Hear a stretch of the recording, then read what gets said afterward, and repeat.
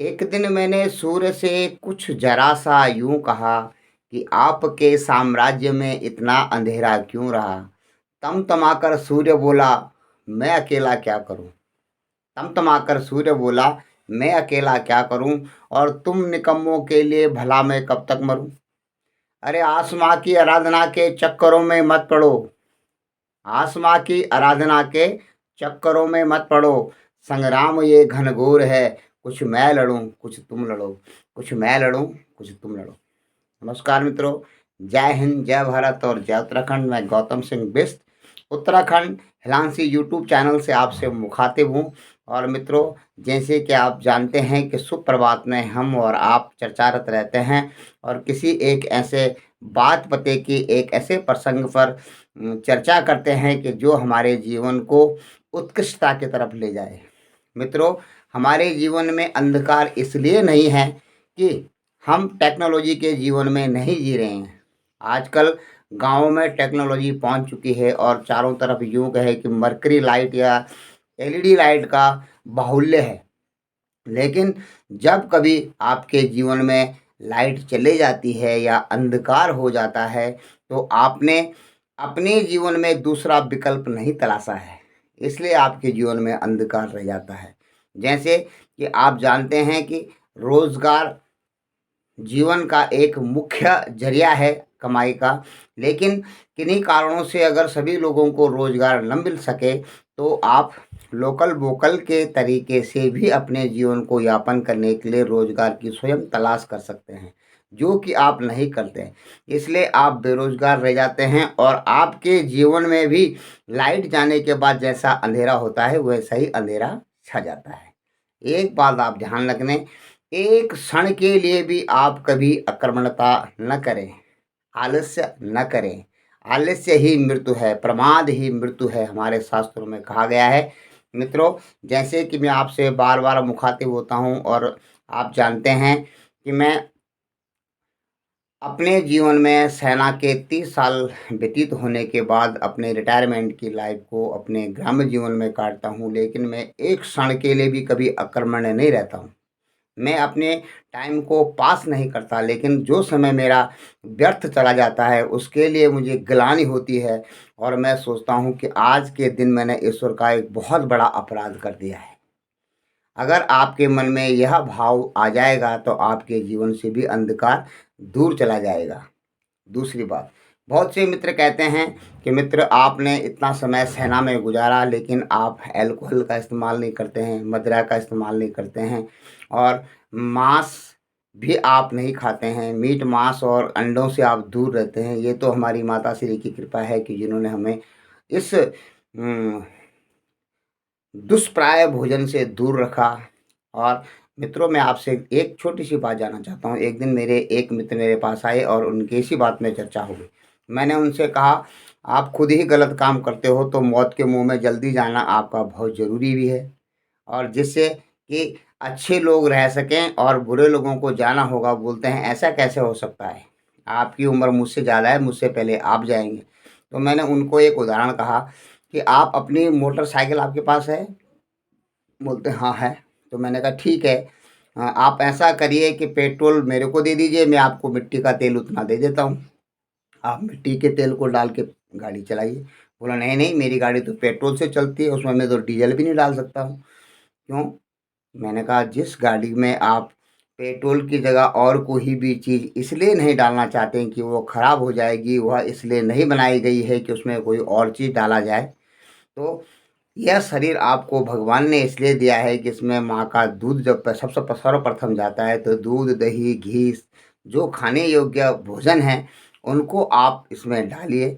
लेकिन आप फिर भी इसमें अल्कोहल डालते हैं, पेप्सी, कोला आदि को डालते हैं ताकि यह शरीर धीरे-धीरे अपनी क्षमता को खो देता है और अंत में आपको मौत के मुँह में जाना पड़ता है।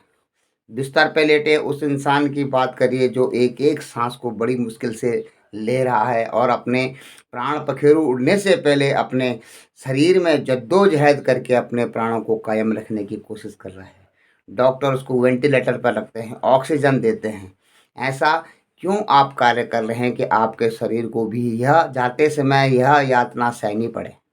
इसलिए मित्रों ध्यान रखें कि कभी अल्कोहल का सेवन न करें दिखावे के लिए। आजकल मैं गांव में देखता हूं और शादी विवाह में अक्सर मैं कम जाता हूं, क्योंकि 99% पुरुष इसका इस्तेमाल करते हैं और वे धीरे धीरे अपने इंटरनल ऑर्गनों को, जो उसके ऑर्गन हैं, जो अंग हैं अंतर अंतर आपके बॉडी के अंदर में, वे धीरे धीरे अपनी क्षमता खोते जाते हैं और एक समय आती है कि आपको वेंटिलेटर पे जाना पड़ता है। इसलिए आपको आगाह करता हूँ कि इन चीज़ों से दूर रहिए। ये दिखावे की चीज़ें हैं, आपको क्षण क्षण ये मृत्यु की गोद में ले जाने के लिए बनाई गई हैं और आप इनका इस्तेमाल ना करेंगे तो ये आपका कुछ भी नहीं बिगाड़ सकती है। तीसरे नंबर बात आती है की बात, आप कोई शर्त रखते हैं और उस शर्त को पूरा नहीं कर पाते। आप देखते हैं बहुत से लोग मैंने देखे हैं, बोलते हैं हम नए साल से इस चीज़ को छोड़ देंगे, अभी होली आने वाली है। बहुत से लोगों के जो वादे हैं वे वादे टूट जाएंगे। कहते हैं मित्र कहेंगे आपको थोड़ा आज तो होली है, आज तो थोड़ा आप ले लो, कोई फ़र्क नहीं पड़ता है, और आप ले भी लेते हैं। इसीलिए मित्रों कोई त्योहार, कोई व्रत और कोई ऐसा हितैषी मित्र नहीं होता है जो आपको आपके मृत्यु की तरफ ले जाए, आपके शरीर को विनाश की तरफ ले जाए। वो आपका कभी हितकारी नहीं हो सकता है। इसलिए मित्रों मैं आपसे कहता हूँ कि आप सुबह एक प्रतिज्ञा करते हैं, एक शर्त रखते हैं और शाम को वह टूट जाती है।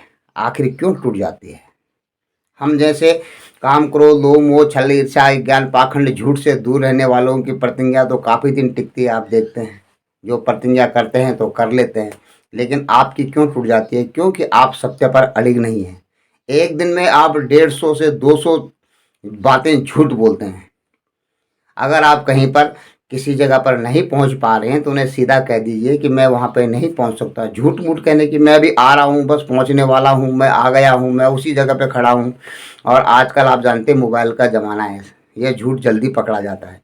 यह झूठ आपके जीवन में यह असर करता है कि धीरे धीरे धीरे धीरे आपको झूठ बोलने की आदत पड़ जाती है और आप अपनी शर्त पर भी अड़िग नहीं रह पाते हैं।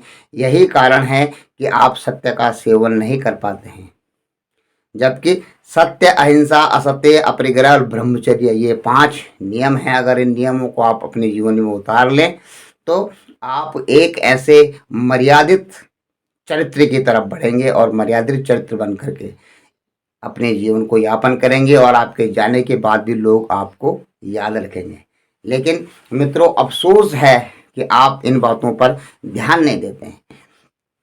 और अगली बात जो मैं आपसे करना चाहता हूँ, घर के छोटे छोटे कार्य हैं, घर के कार्यों को भी करने में आपको रुचि होनी चाहिए। आप देखते हैं कि आप ये घर में छोटा सा अगर एक दरवाज़ा बदलना हो, आपने घर में रिपेयर करवाई है या नया घर बनाया है और उसमें किसी कारण से आपको दरवाज़ा निकालना पड़ा, तो आप मिस्त्री की बाट जोते रहते हैं।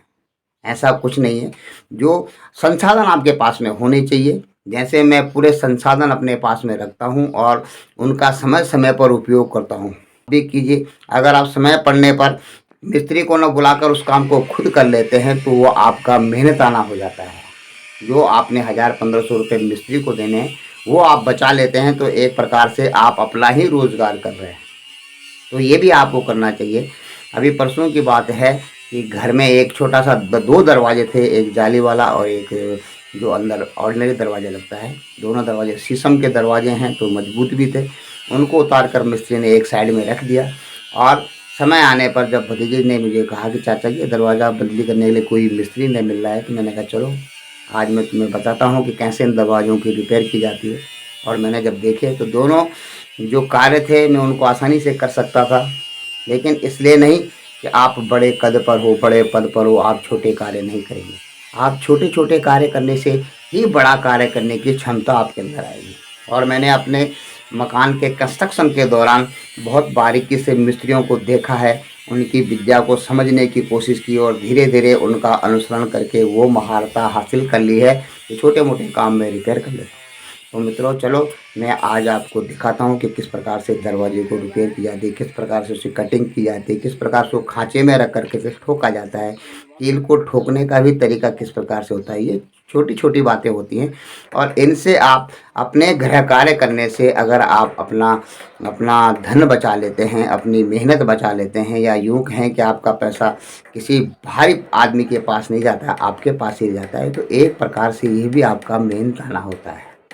और आप अपने को बेरोजगार नहीं समझिए। इसी प्रकार घर के रोजमर्रे के कार्य आप कर करके भी अपने जीवन को सफल, सुंदर और महान बना सकते हैं। मित्रों, आपसे मेरा कहने का मतलब यही है कि एक दिन मैंने सूर्य से कुछ जरा सा यूं कहा कि आपके साम्राज्य में इतना अंधेरा क्यों है? साम्राज्य में इतना अंधेरा क्यों है? तो तमतमाकर सूर्य बोला, मैं अकेला क्या करूं? अकेला प्रधानमंत्री ही क्या कर सकता है? कितनों को रोजगार दे सकता है? आपका अकेले सरकार ही कितनों को, आपके खेतों में झाड़ियां उगी हैं, आप उन्हें काटने के लिए राजी नहीं हैं। और ये ध्यान रखें कि अगर आप अपने शरीर को मेहनत कश नहीं बनाएंगे, अगर आप सोचेंगे कि मेहनत का विकल्प जिम में जाकर मैं एक बार एक भार को उठाऊं फिर नीचे रखूं, उठाऊं नीचे रखूं, तो उससे कोई फर्क। आपने अपने शरीर के लिए तो मेहनत की है, शरीर को बलिष्ठ बनाने के लिए तो कार्य किया, लेकिन प्रकृति के लिए क्या कार्य किया है? इस वजन को उठाने नीचे रखने से एक तो जिम वाले का फायदा हुआ कि उसका जिम चला, दूसरा आपका फायदा हुआ, आपका शरीर चला, और प्रकृति को क्या लाभ हुआ? प्रकृति को अगर एक पौधा आप लगाते हैं, अपने खरपतवार को काटकर, झाड़ियों को काटकर एक पौधा लगाते हैं, उससे आपको लाभ होगा, वातावरण को लाभ होगा, आने वाले पीढ़ियों को लाभ होगा, प्रकृति को लाभ होगा, ऑक्सीजन की मात्रा बढ़ेगी। बहुत सारी चीज़ें ऐसी हैं तो जो स्वयं हो जाएंगी। अगर आप गाय के लिए जंगल से घास लाते तो आपका साथ साथ कार्य के साथ साथ कितना हुआ? गाय को घास मिला, एक जीव की रक्षा हुई, गौ माता की आपने रक्षा की, गौ माता के दूध से आपको दूध मिला, उससे आपका शरीर पौष्टिक हुआ, वातावरण के लिए गोबर मिला, और बहुत सारी चीज़ें ऐसी हैं कि जो काम करने से आपका इन्वायरमेंट भी साफ होता है, साथ साथ आपका जीवन भी सफल होता है। तो ये ध्यान रखिएगा। आप सिर्फ सोचते हैं कि मैं सुबह मॉर्निंग वॉक करके ही, मैं बड़ा आदमी हूँ, मैं छोटा काम क्यों करूँ, मॉर्निंग वॉक करके ही मेरा काम हो जाएगा, लेकिन नहीं। आप प्रकृति के लिए क्या करके जा रहे हैं, क्या छोड़ रहे हैं आप अपने 100 साल के बाद? जब आप इस धरा को छोड़ेंगे तो लोग आपको क्या कहकर याद करेंगे? ये बुड्ढा बहुत दौड़ता था, सुबह सुबह बहुत घूमता था, या बहुत वजन उठाता था, इसके लिए आप याद रखे जाएंगे? नहीं। आपने क्या कर्म किए? प्रभु श्री रामचंद्र जी की आप रामलीला देखते हैं, भगवान ने जाकर कोल भीलों की सेना से रावण जैसे घमंडी आदमी का, इंसान का घमंड तोड़ दिया था। और उनके साथ में भिलनी माता के साथ में कैसे रहे, उनका जो चरित्र है आप कभी देखेंगे। किष्किंधा को जीत करके सुग्रीव को दे दिया, सोने की लंका जीत करके विभीषण को दे दी, और आज आज आप अपने 5 विश्व का मकान शहरों में छोड़ करके गांव की तरफ नहीं आ पाते हैं। और कथा आप कहते हैं मैं तो राम भगत हूँ, राम के चौपायों को याद कर करके उन्हें याद करते हैं। आप उन्हें याद नहीं करिए, उनका जो चरित्र है वह चरित्र अपने में उतारने की कोशिश करिए, सत्य पर अडिग रहिए, और बहुत सारी चीज़ें लेकर ये अगले अंक में आपसे मुलाकात होगी। जय हिंद, जय भारत और जय उत्तराखंड। आपको अच्छा लगे तो मैं आपका नमन, वंदन और आभार करता हूँ। आप यूट्यूब चैनल पर आकर के अपना समर्थन कर सकते हैं। जय हिंद, जय भारत, जय उत्तराखंड, जय श्री राम।